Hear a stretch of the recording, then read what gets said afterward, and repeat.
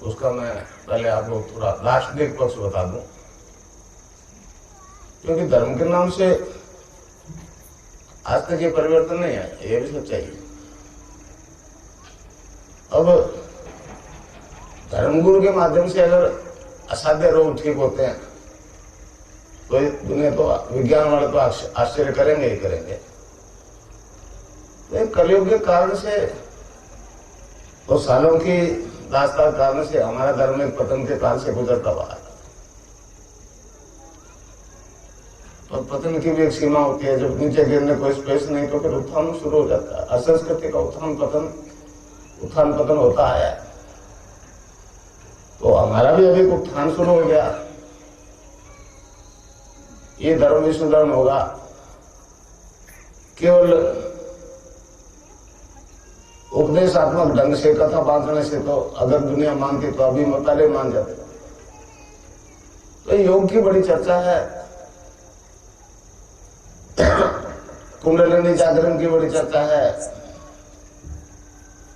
पश्चिम मान चुका है कि धनबल और जनबल से तो हमने जोर लगा लिया, शांति हो नहीं सकती। अब केवल एक ही है, आत्मबल से अगर मानव में कुंडलिनी जागृत हो जाए तो ही विश्व शांति संभव है। ये शारीरिक कसरत योग के नाम से पूरे दुनिया में हो रही है। मैं अमेरिका गया, वहां भी यही शारीरिक कसरत, इसी को योग कहते हैं। और भारतीय दर्शन में जिस योग का वर्णन आता है उसका तो मूल उद्देश्य मुक्ति है, मोक्ष है भाई। उसमें भारतीय योग दर्शन रोग की बात ही नहीं करता। पातंजलि योग दर्शन की दुआई दी जाए, पातंजलि योग दर्शन आप उठा के देख लो, 195 सूत्र है उसमें कहीं भी रोग का वर्णन नहीं आया, कहीं नहीं है। वो तो जो संस्कार जो हमारे पूर्वजन्म के उसके बीज नष्ट करने की बात करता है। पातंजलि योग दर्शन के 4 चैप्टर है, 4 पाठ है। समाधिपात, साधनपात, विभूतिपात और कवलिपात। पहला पाला है चैप्टर समाधिपात। उसने ऋषि ने दूसरे सूत्र में कहा है कि चित्त की वृत्तियों का निरोध योग है। ये जो भग रहा है, रुकता नहीं है, ये जब तक चुप होकर बैठ नहीं जाएगा तब तक न ध्यान है न कोई योग। और समाधिपात में 24 से लेकर 29 सूत्र तक स्पष्ट कहा है ऋषि ने कि हरिनाम के जप के बिना कोई योग सिद्धि नहीं, ईश्वर के नाम के जप में कोई योग सिद्धि नहीं, कोई मुक्ति का कारण नहीं। इस युग में केवल ईश्वर का नाम जब ही मोक्ष पहुंचाता है, मोक्ष पर पहुंचा देता है। अब मोक्ष तक विकसित जब आदमी होता है तो उसके सारे जब तक कष्ट दूर नहीं होते तब तक मुक्ति नहीं हो सकती। तो ये एक ऐसा विचार वो मतलब ज्ञान जो प्रकट हो रहा है मेरे जैसे एक साधारण आदमी के माध्यम से। मैं भी आपके जैसा एक गृहस्थी आदमी भाई, कोई विशिष्ट आदमी नहीं, कोई महान आदमी नहीं। मैं ऊपर बैठ गया, आप नीचे बैठ गए, मैं बड़ा नहीं हो गया, आप छोटे नहीं हो गए। अभी तो एक व्यवस्था चली आ रही है हमारे गुरु शिष्य परंपरा शुरू से कि श्रद्धा के हिसाब से नीचे बैठते। तो इसमें 2 तरीके हैं। देने लेने की किसी गुरु में सामर्थ्य नहीं, मैं आपको हाल बता दूं। जैसा आपका शरीर वैसा मेरा शरीर।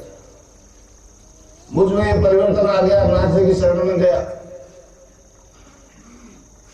आप में भी वो परिवर्तन आ सकता है, हर मानव मात्र में वो परिवर्तन आ सकता है, स्त्री पुरुष में वो परिवर्तन आ सकता है। केवल ये अपने आप को समझने की जरूरत है, आप क्या हो। मैं तो आपको अपने आप से इंट्रोडक्शन कराऊंगा, आप क्या हो। आप ये शरीर नहीं हो, आप आत्मा हो जो अजर अमर है। हमारे धर्म का भी गुरु के बिना मुक्ति नहीं होती। अब मुक्ति कोई खिलौना है, गुरु के पास जाते आपको हाथ में पकड़ा देगा भाई। वो तो एक रास्ता बताता है कि ये मंजिल तक पहुंचने के लिए रास्ता है, और वो केवल एक ही है, नाम जप। गोस्वामी तुलसीदास जी ने कहा है कलयुग केवल नाम आधार, सुमर सुमर न करी पारा। कलयुग में केवल ईश्वर के नाम से ही सारी समस्या का अंत होता है, समझे। तो मतलब मंत्र दीक्षा का विधान देखिए, योग मतलब हठ योग, सहज योग, जय जप योग, लय योग, कई तरह के योग है। मैं जो जिसकी दीक्षा दे रहा हूं वो है सिद्ध योग। सिद्ध योग, इसे सिद्ध योग कहते हैं, शक्तिवाद दीक्षा।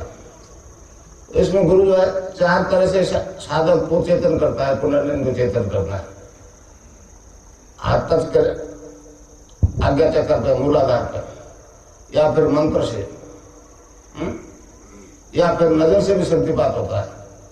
और चौथा एक दीक्षित शिष्य जो ले जाता है, गुरु बैठा देख कर ले जाता है। वैसे तो बहुत कम होता है, जैसे एकलव्य ने ले लिया, वो कबीर साहब ने ले लिया। तो इस प्रकार से एक परिवर्तन आ रहा है, ईश्वर के नाम जब से आ रहा है। ये कोई जादू नहीं है, ये कोई करिश्मा नहीं है। लोग दिखावा करते हैं, धार्मिक होने का दिखावा करते हैं, दुनिया को दिखाना चाहते हैं हम देखो कैसे धार्मिक है।